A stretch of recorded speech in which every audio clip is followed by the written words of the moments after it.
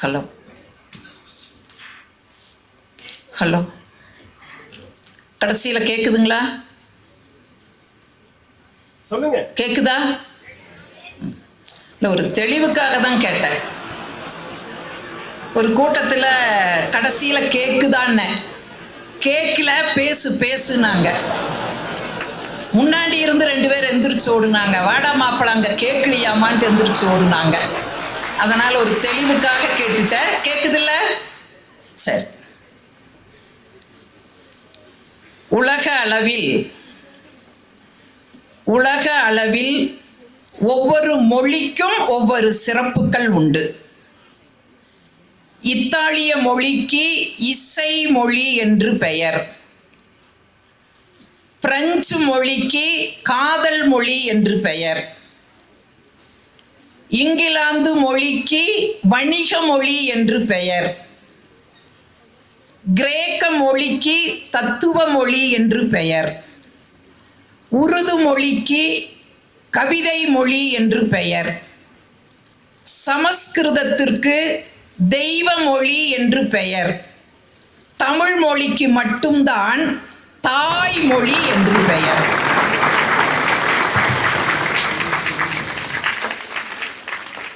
தாய்மொழியாம் தமிழையும் தாய் தந்தையரையும் வணங்கி மகிழ்ந்து அகங்களை திறப்பது புத்தகம்.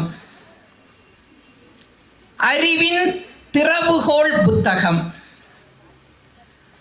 வால்டேர், ரூசோ போன்றவர்கள் எழுதிய புத்தகங்கள் தான் ரஷ்ய புரட்சிக்கு வித்திட்டது என்பது வரலாறு. ஆக அப்படிப்பட்ட புரட்சியை விளைவிக்கக்கூடிய புத்தகத்திற்கு 4வது திருவிழாவை கொண்டாடி கொண்டிருக்கக்கூடிய நீலகிரி மாவட்டத்தினுடைய ஆட்சியர் அவர்களுக்கும், இந்த விழாவிற்கு நன்றியுரை வழங்க இருக்கக்கூடிய மாவட்ட நூலக அலுவலர் நீலகிரி திரு கிளமெண்ட் அவர்களுக்கும், வருகை தந்திருக்கக்கூடிய ஆசிரிய பெருமக்களுக்கும், இவை எல்லாவற்றையும் விட நான் எப்பொழுதுமே என்னை பெற்றவர்களை விட உயர்வாக மதிக்கின்ற மாணவ செல்வங்களுக்கும் என்னுடைய முதற்கண் வணக்கத்தை சொல்லுவதிலே நான் மகிழ்ச்சி கொள்கின்றேன். உங்க எல்லாருக்கும் ஒரு சந்தேகம் வந்திருக்கணும்.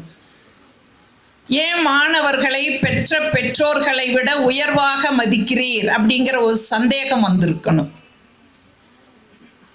என்னை 10 மாதம் சுமந்து இந்த மண்ணில் என்னை புறம் தள்ளி எனக்கு சாந்தாமணி என்று பெயர் வைத்தவர்கள் என்னுடைய பெற்றோர்கள்.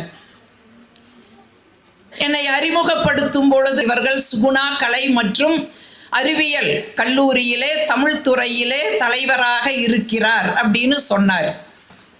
நான் வேலை செய்கின்ற அந்த நிறுவனத்திலே வருகை பதிவேட்டிலே என்னுடைய பெயர் சாந்தாமணி என்றுதான் இருக்கும். ஆனால் வகுப்பறையில் எனக்கு சாந்தாமணி என்ற பெயர் இருக்குமா? என்னுடைய அன்பு மாணவர்கள் எல்லாம் எனக்கு ஒரு பெயர் வைத்திருப்பார்களா இல்லையா?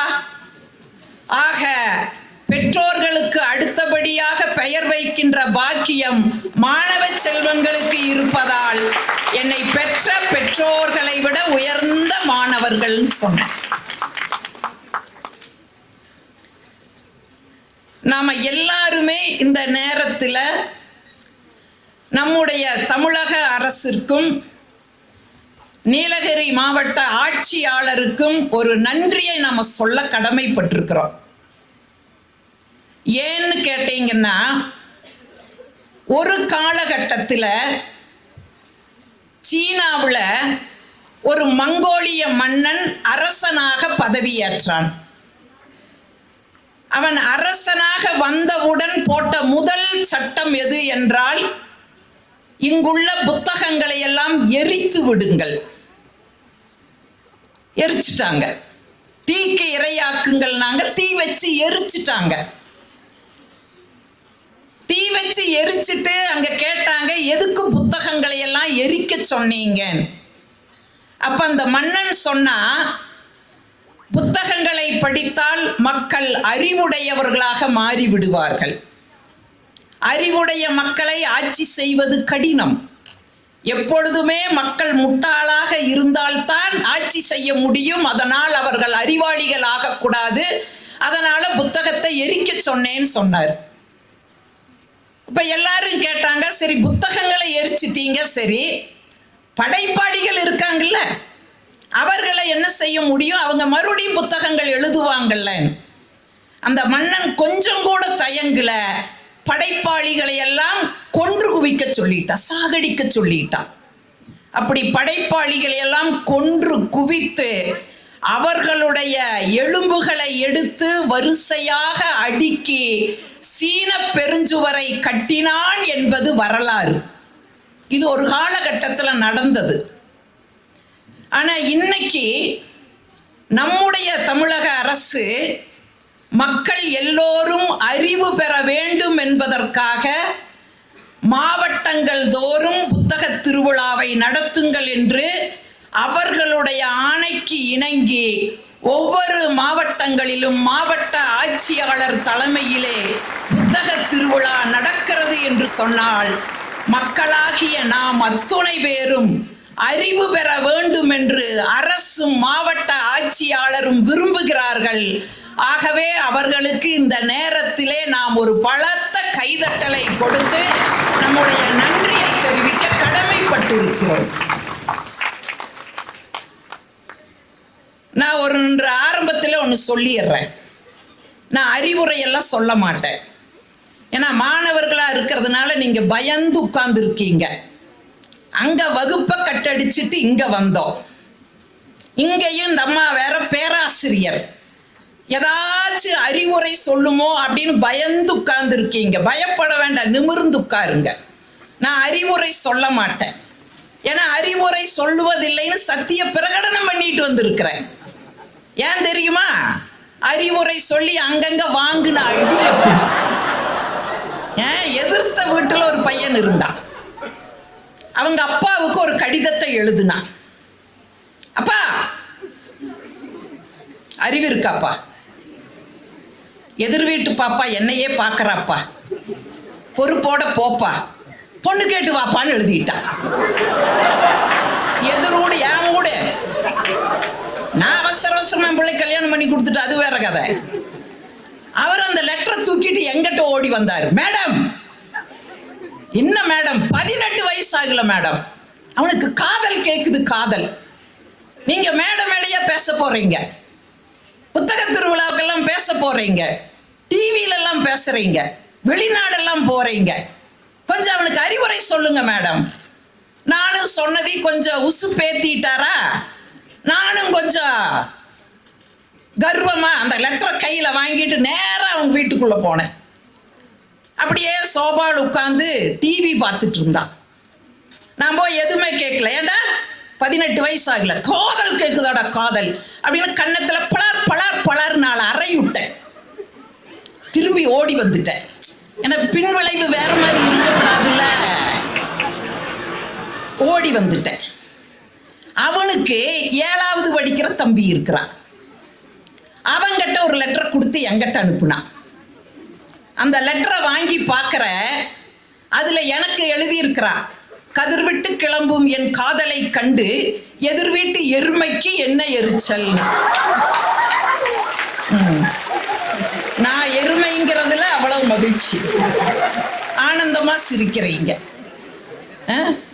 அப்பத்தான் முடிவு பண்ண, எதுக்கு இந்த வேலை நமக்கு, கடைசியில நாம எருமை பெருமைன்னு நாம பேர் வாங்கணும்.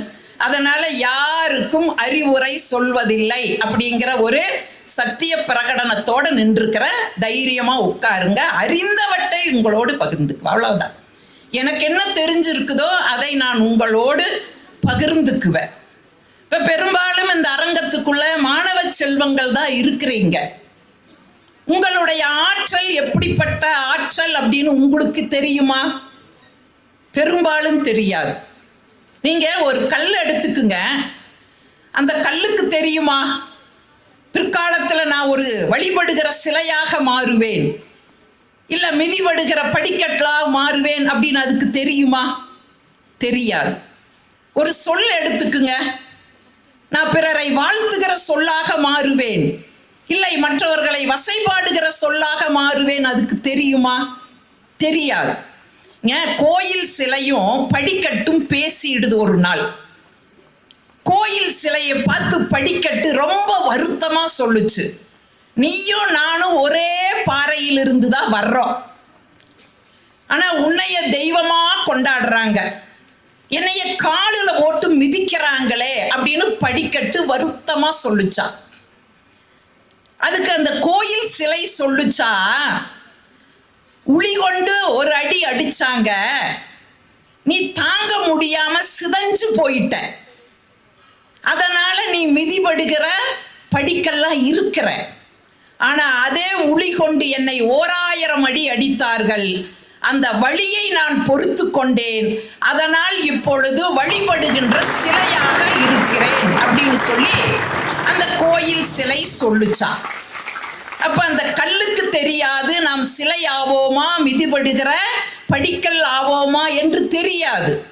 அது மாதிரி மாணவர்களாகிய உங்களுடைய ஆற்றல் என்ன என்பது உங்களுக்கு தெரியாது. தம்பி, போட்டோ எடுக்கும்போது தயவு செய்து சொல்லிட்டு எடுக்கணும். ஏன், நான் சில நேரங்களில் உணர்ச்சி வசப்பட்டு கையை இப்படியெல்லாம் நீட்டுவேன். ஏன்னா சொல்லணும் இல்லை, ஒரு மேடையில் அப்படித்தான் இப்படின்னு. அவர் போட்டோ எடுத்துட்டாரு, அட்ரஸ் கேட்டாரு. நான் என்ன நினைச்சேன், அடுத்த நிகழ்ச்சிக்கு என்னை புக் பண்ணுவாரு நம்பி அட்ரஸை கொடுத்துட்டேன். ஆனால் நான் வீடு போய் சேர்றதுக்குள்ள அந்த போட்டோ அங்கே போயிடுச்சு. என் மாமியா என் வீட்டுக்காரர்கிட்ட சொல்லுது, டேய் தம்பி, ஊரா போய் பொண்டாட்டி பிச்சை எடுத்துட்டு நிற்கிறாடான்னு. எனக்கு தெளிவுபடுத்தணும் இல்லை, அதனால சொன்னேன். எடுக்கும்போது நான் அப்படியே கொஞ்சம் போஸ் கொடுத்துட்றேன்.